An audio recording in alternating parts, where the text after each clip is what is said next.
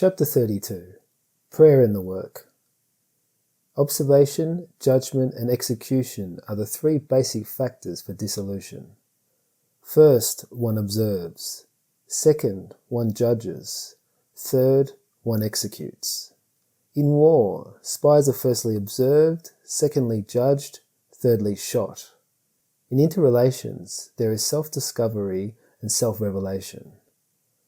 Whoever renounces coexistence with his fellow man also renounces self-discovery. Any one of life's incidents, however insignificant it may seem, undoubtedly has as its cause an intimate actor within us, a psychic aggregate, an I. Self-discovery is possible when we find ourselves in a state of alert perception, alert openness.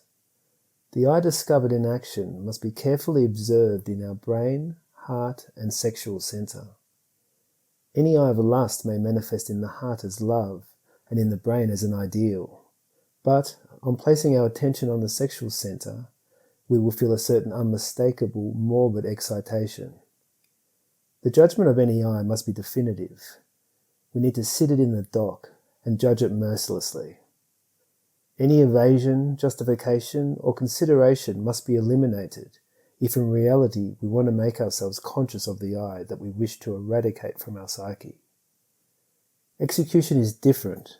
It is not possible to execute any I without previously having observed and judged it. Prayer in the psychological work is fundamental to dissolution.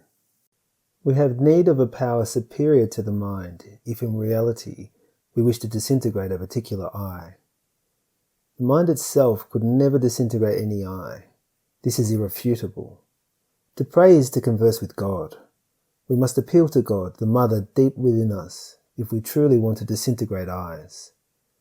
He who does not love his mother, the ungrateful son, will fail in the work upon himself. Each of us has a particular individual divine mother. She herself is a part of our own being, but derived. All ancient people adored God the Mother in the very depths of the being. The feminine principle of the eternal is Isis, Mary, Tonzantin, Sibelius, Rhea, Adonia, Insuberta, etc., etc., etc. If in the merely physical we have a father and a mother, then also in the depths of our being we have our Father who is in secret and our Divine Mother Kundalini. There are as many fathers in heaven as people on earth. God the Mother, in our own intimate depths, is the feminine aspect of our Father who is in secret. He and she are certainly the two superior parts of our intimate being. Undoubtedly, he and she are our own real being, far beyond the eye of psychology. He unfolds into she, commands, directs, and instructs. She eliminates the undesirable elements which we carry within, on the condition that we work continuously on ourselves. When we have died radically, when all the undesirable elements have been eliminated, after much conscious work and voluntary suffering, we shall fuse and integrate with the Father-Mother. Then we shall be terribly divine gods, beyond good and evil. Our individual particular Divine Mother, by virtue of her fiery powers, can reduce to cosmic dust any one of those many eyes that have been previously observed and judged. A specific formula is not in any way necessary to pray to our inner Divine Mother. We should be very natural and simple when we address her. The child who speaks to his mother never uses special formulas. He says what comes from his heart, and that is all.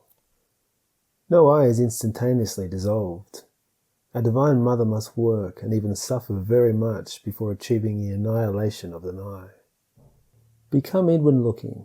Direct your prayer within, seeking within yourself, your Divine Lady, and with sincere supplications, you will be able to speak with her.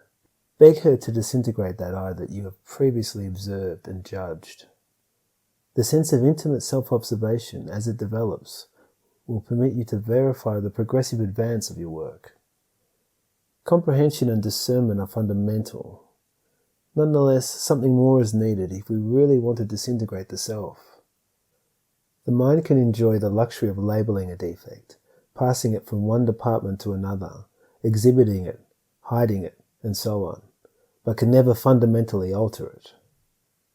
We need a special power superior to the mind, a fiery power, capable of reducing any defect to ashes. Stella Maris, our Divine Mother, has that power. She is able to pulverize any psychological defect.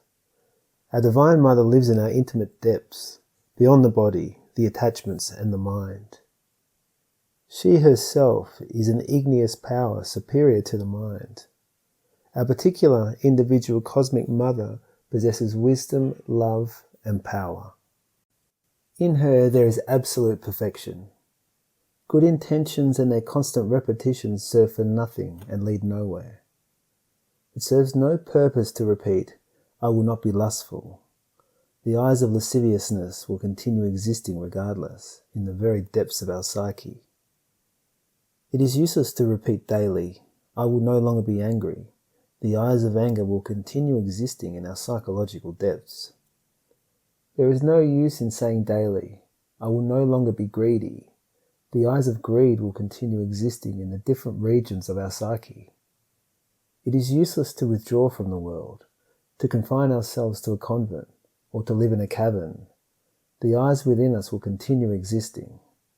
Some cave-dwelling anchorites, basing their lives on rigorous disciplines, attained the ecstasy of the saints and were taken up to the heavens, where they saw and heard things that are not possible for human beings to comprehend. Nonetheless, the eyes continued to exist within them. Unquestionably, based in rigorous discipline, the essence can escape the pluralized eye and enjoy ecstasy. However, after the joy, it returns to within the myself. Those who have accustomed themselves to ecstasy without having dissolved the ego believe that they have already reached liberation and deceive themselves into believing that they are masters and finally submerge into involution. We would never speak against mystical rapture, against the ecstasy and happiness of the soul in the absence of the ego. We only want to emphasize the need to dissolve eyes in order to achieve final liberation. The essence of a disciplined anchorite, accustomed to escaping the eye, repeats this feat after the death of the physical body, enjoying ecstasy for a time, later to return like the genie of Aladdin's lamp to the interior of the bottle, the ego, the self. Thus, no other remedy remains than to return to a new physical body with the purpose of repeating his life on the stage of existence. Many mystics who disincarnate in the caverns of the Himalayas in Central Asia are now commonplace, ordinary, normal people in this world, despite the fact that their followers still adore and venerate them. Any attempt at liberation, as grandiose as it may be, is condemned to failure if it does not take into consideration the need to dissolve the ego.